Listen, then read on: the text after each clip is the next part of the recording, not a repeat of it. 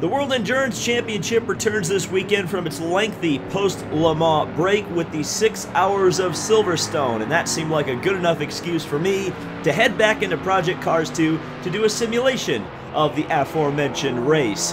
Today we are going to be running in the GTE category against a field of LMP1 2016 cars. That should equal a pretty interesting multi-class race, and as you can tell, I made the appropriate choice for Silverstone, the Aston Martin V8 Vantage, the aged car of the GTE class. This car has been racing in the category. In fact, it was known as a GT2 category when it began racing, but it's been racing in that category since 2008. And this will likely be the last year of the V8 Vantage, as it only exists currently in the GTE AM category of the World Endurance Championship. And next year, when the newer model Aston Martin GTE cars become 1 year old, I suspect the V8 Vantage will finally be lost to the sands of time. But it's an incredibly iconic GT car, particularly of this era, and particularly in Europe. You could maybe even call it era-defining, considering the longevity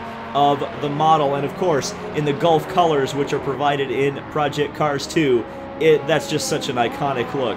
So in what will likely be its final Silverstone appearance, at least as a real-life racing machine, can we get the Aston Martin V8 Vantage a victory in the World Endurance Championship at Silverstone?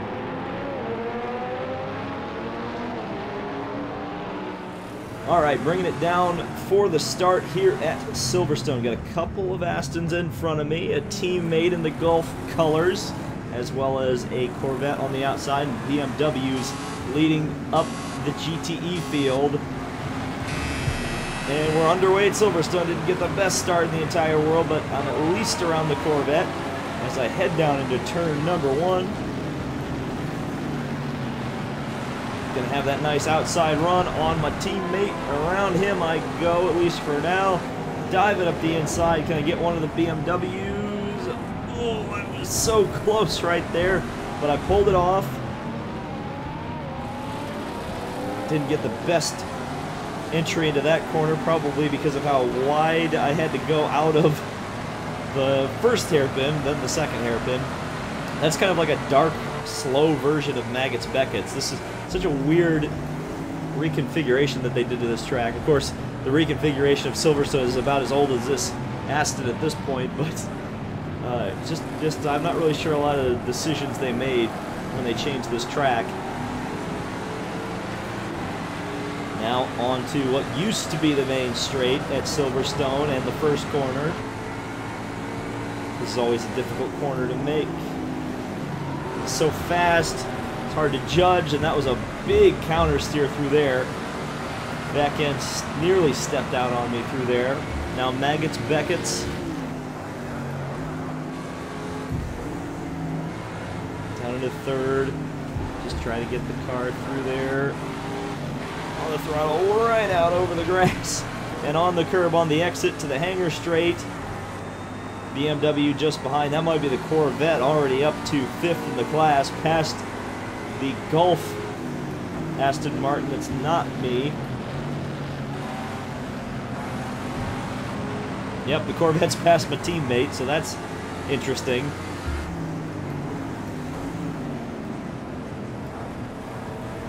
Into the chicane for the main straight.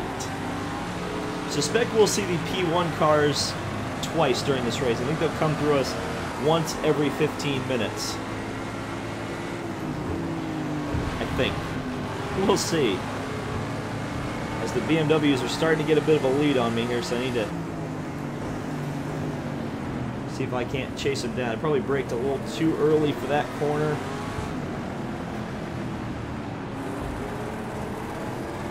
Yeah, it might have helped my exit from that one, though.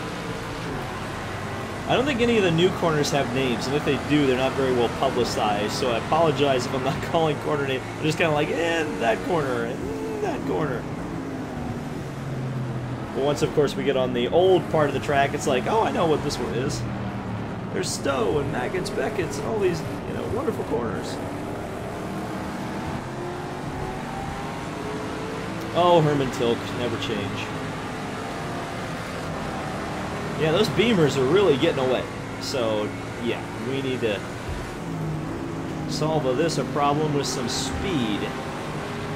That was decent through turn 1. It looked like it gapped the Beamer behind me pretty well.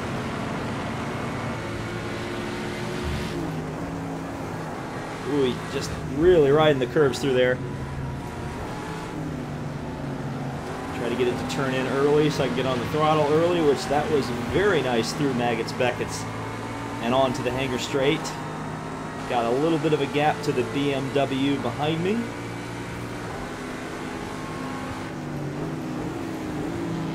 All the way down to the third gear, get it right, nice and tight.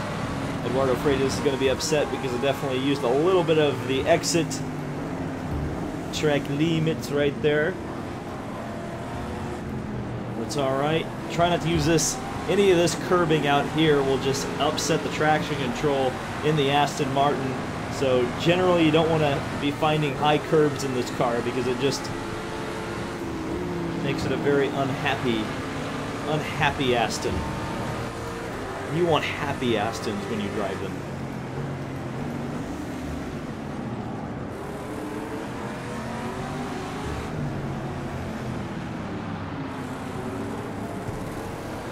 You hear the traction control kick in through that hairpin. I was not happy through there. I maybe should have been in first gear to try to get a better launch. I don't know.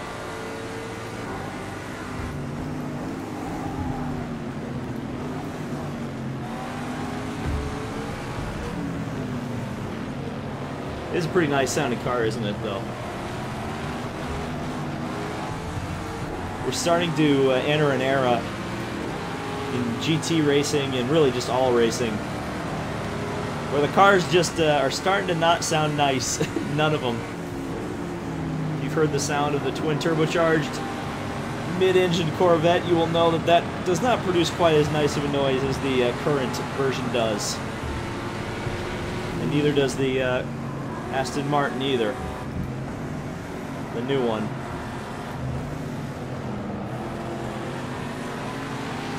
It's a bit of a shame.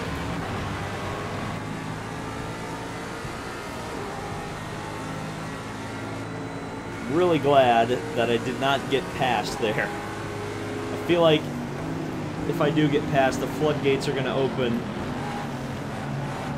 and they're all going to come around me. Here, that's a good run for that BMW behind me. Just had to be late on the brakes. Protect the apex, and off we go. In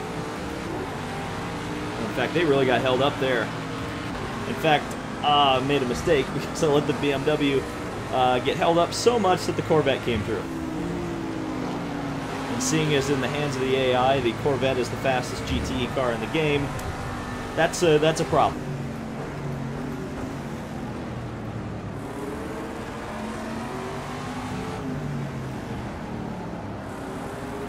We may be reliving some of the fabulous Corvette Aston Martin brawls very shortly here, because I don't know if I'll be able to hold off that Corvette, but it doesn't seem like the VMWs ahead of me are really starting to pull away now. It's kind of nice. Well, they'll probably pull away if I do that, though. That was shifting down to second gear when I shouldn't have. And that was a big paw wheel I took right there to keep the car on the straight and narrow. Got one on your tail. Better defend that position. Thank you. I appreciate it. I'm well aware.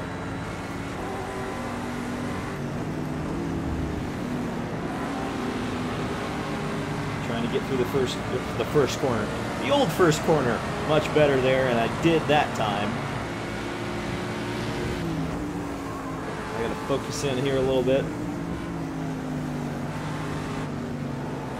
Chop it down in there. That's better. A little bit of a slide over the curving there into the grass, just a little bit.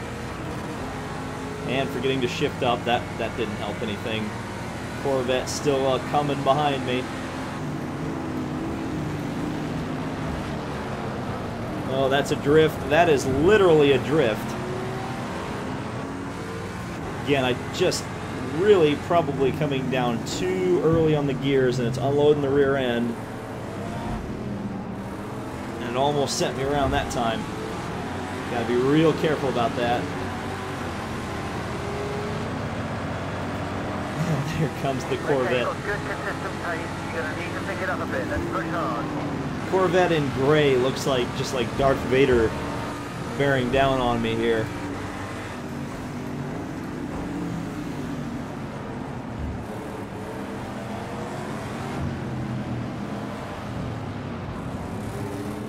Ooh, that was kind of nice through there.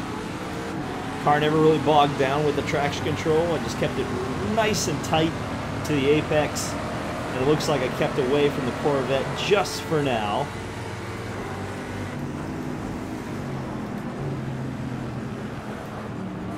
Oh, it's better. I wasn't sideways through there that time, but the Corvette's all over the back of me. He looked to the outside briefly, but couldn't get anything going, and actually lost a little bit of time on the exit there. So I'll gladly take that for now. It's going to get real crazy when the P1 cars come through.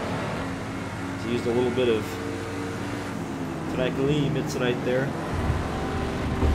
Ooh, and a little bit of track limits on the inside too. That would have been ugly if I crashed there.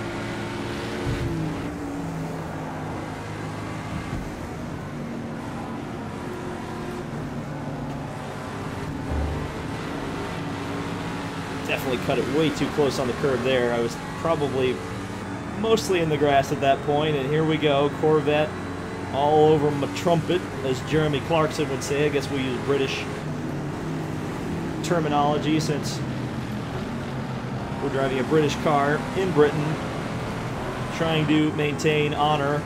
Right now the honor was a big British drift through I think it's Stowe, right? Stowe's the one at the end of the hangar straight, or is Stowe the former first corner? I can't remember. Anyway, I drifted one of the corners of Silverstone. How about that? So got a big wheel hop there. It's actually very bumpy through the first and second corner here at Silverstone, which is kind of interesting because, again, it's fairly new pavement, you would think. But it's really nice force feedback from Project Cars to kind of give you that feeling that those bumps through there and the kind of the sense that the car's bottoming out through there. Really realistic. Feels quite nice. Alright. I braked way too late, way too late. Corvette's probably going to take advantage of it, and he did, but he decided to Corvette me, and I decided I wasn't having any of that, so I managed to get back through. Okay, and there are the P1 cars. As if on cue, the P1 cars in a big old group are coming up right behind us. So this is going to make things very, very interesting. It's going to make or break the race, I suspect. Oh my goodness. Thankfully, they're coming through the back of the field right now. And hopefully we will be on the hangar straight, or at least I will be on the hangar straight by the time the P1 cars make their way through. It looks like I'm getting a blue flag. Yep, I am, because I held up the Audi there. Alright, you got room. Go for it. Go for it. Go for it. Man, the Porsche and the Toyotas and everybody very, very fast. Oh, these are fast boys right here. These are fast boys. Oh, I almost killed Alonso. Oh, and the Porsche decided to run into me. And the Corvette's going to try to sneak in as a P1 car. No, you're not getting through there, Mr. Corvette. No dip. Ooh, this car really slid through that final corner. But thankfully, we're all good at the moment. Still managed to maintain my gap over the Corvette through the lap traffic. Through the traffic. The lead lap car traffic. Because remember, we're in the lower class today. It just kind of works the opposite effect of lap traffic. You're trying to get lapped in the right spot so you don't lose any time. It's always an interesting contrast when you drive in a lower class versus a an upper class in a multi-class race. Well, I'd love it if some of those P cars would take out one of those BMWs up front that have seemed to absolutely dominate this race.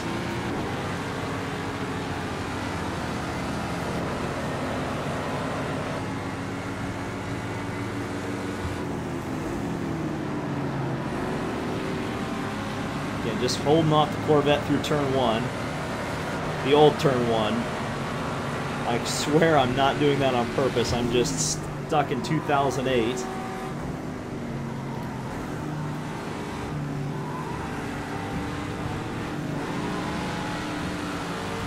Right out next to the curb. Very nice, David. Very nice.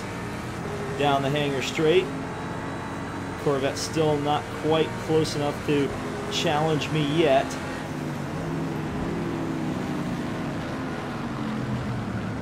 Oh, but he may be if I screw that corner up. Yep, there he comes, and he's taking me out. Taking me out. Thank you, Corvette. He was trying to do that for quite a while, and he finally pulled it off.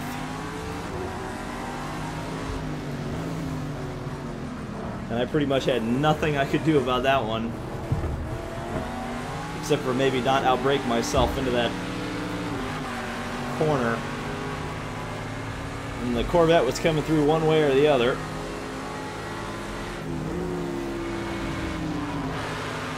And it seems like the game favored his car over mine in terms of that battle.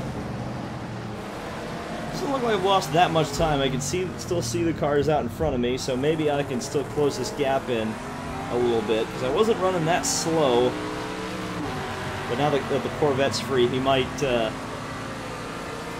allow the rest of the field to really get away from me. We'll see. 15 minutes to go. Of course, it's directly halfway through the race, so that makes it, I held on for 15 minutes. Couldn't hold on for 30 from the vet.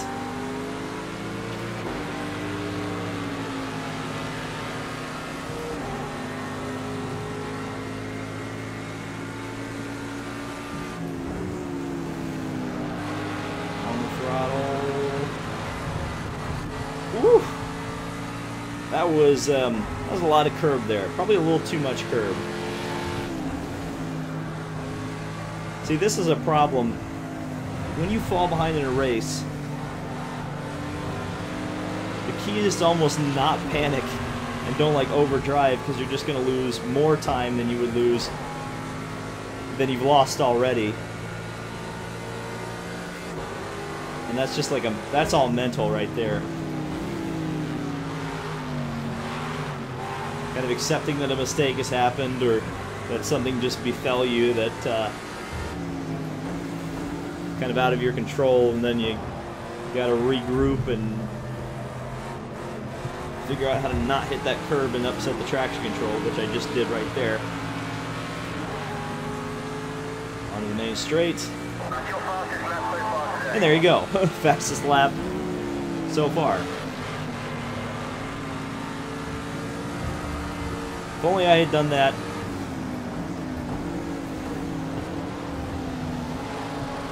when I'd been in front of the pack.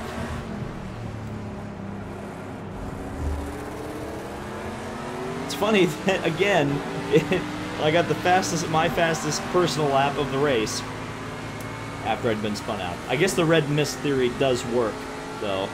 You drive better when you're a little bit cheesed off. Or at least you drive faster. Better is always subjective, isn't it?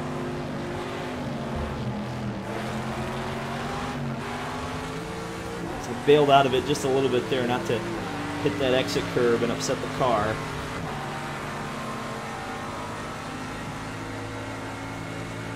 This may end up going to night. I may have mistimed the timing of this race a little bit. It definitely seems like the sun's setting quite quickly, doesn't it? We'll see.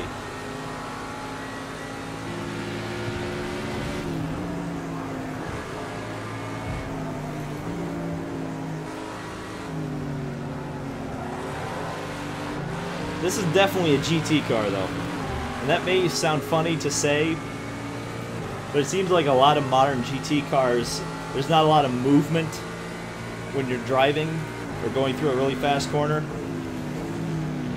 This one, you can tell there's a little bit of body roll in the car. Tell it's kind of leaning over on one side, especially through Maggots Beckett's.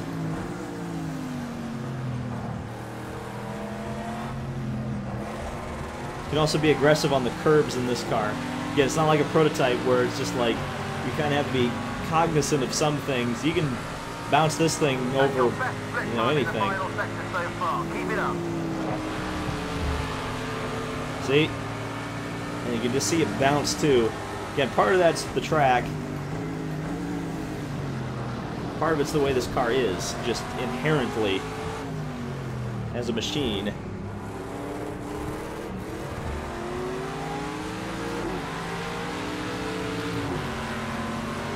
I wonder what my engineer would think. Would he be happy that I set my best lap of the race after I got spun out, or would he be mad that I set my best lap of the race after I got spun out?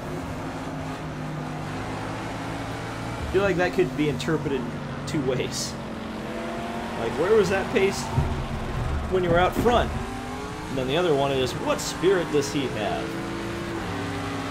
Certainly I showed a lot of spirit right there by saving that car from sheer destruction as it was sideways.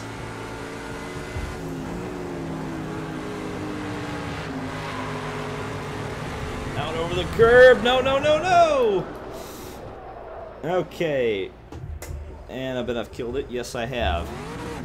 Well, this is a sloppy race. Can you tell I haven't played Project Cars in a while? I certainly can. I actually was trying to do a video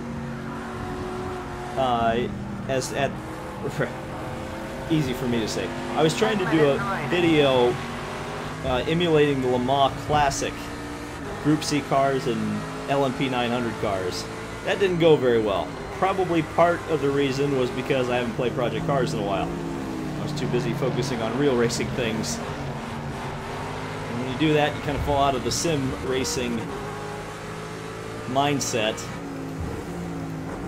Then you come back to it and you're like, whoa, this is a little bit different.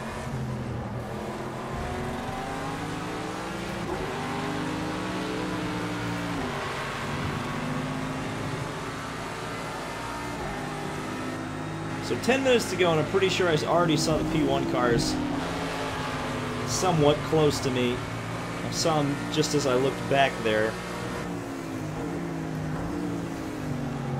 So they'll be coming through me pretty quickly, I suspect.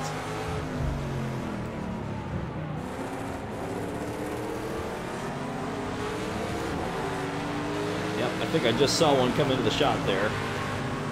Let me look. Let me look. Where are those P1 cars? Yep, there's one. There's two. There's all of them. I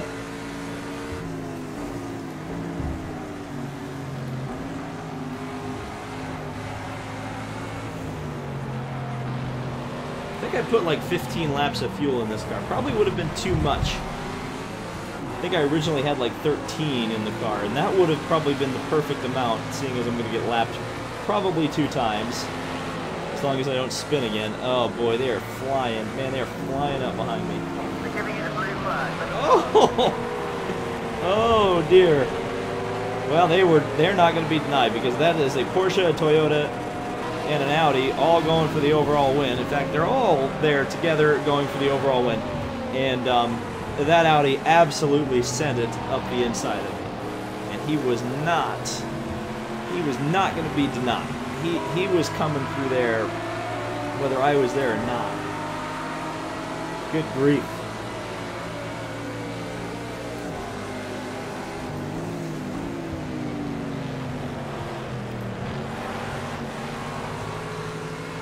Well, the sun may or may not set. I'm not sure. This could be one of the most interesting aspects of this race from this point, is whether David got the time of day right. I feel like the 6 Hours of Silverstone doesn't go this late into the day anyway, but I could be wrong.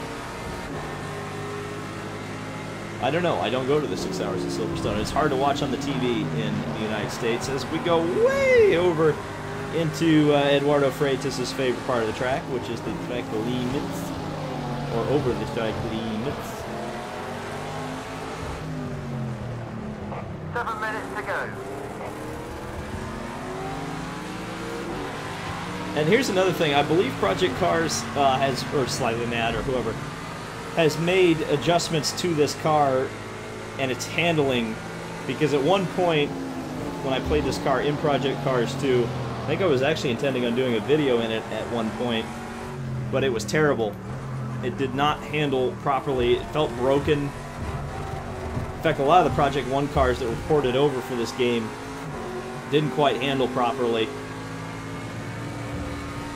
And this one feels like they have changed it so that it now kind of is, the handling is more in line with the rest of the GTE field, and they're really, really detailed. Force feedback, uh-oh. And I've killed it. Well. You've got suspension damage. If you can still drive with it, then stay out there. I don't think I can still drive with it. I think it's dead. Well, handling model or no. I killed it. Is it dead? Let's see. I think it may be dead. No. Just threw it in head on into the wall. Good job, David. So somehow the Porsches got 1-2 to the front, probably in traffic. Toyota takes third, Audi, and then Toyota round out the field. The Corvette won. Wow, how'd the Corvette win? I guess the Corvette went up and passed the BMWs, and there I was retired with 11 laps. So that was a disappointing race for Aston Martin at Silverstone. Oh dear, oh dear, oh dear. I kind of screwed that one up, didn't I? But I hope it was entertaining for you, despite the fact that I put it head on into the wall at the end of the race. But sometimes that's entertaining too, right? Anyway, thank you guys so much for watching. If you enjoy motorsport content, Project Cars 2 content, World Endurance Championship content, you're darn right. I just heard that they're coming out with a brand new sim specifically related to the World Endurance Championship. Now, it may only be PC only for a while, so I don't know if I'll be playing it on day one, but I'll certainly be checking that game out when it comes out, because that looks awesome to finally have an officially licensed title for a series that a lot of people really have fond feelings for. So thank you guys so much for watching. This has been David Land on YouTube, and we'll see you in the next video.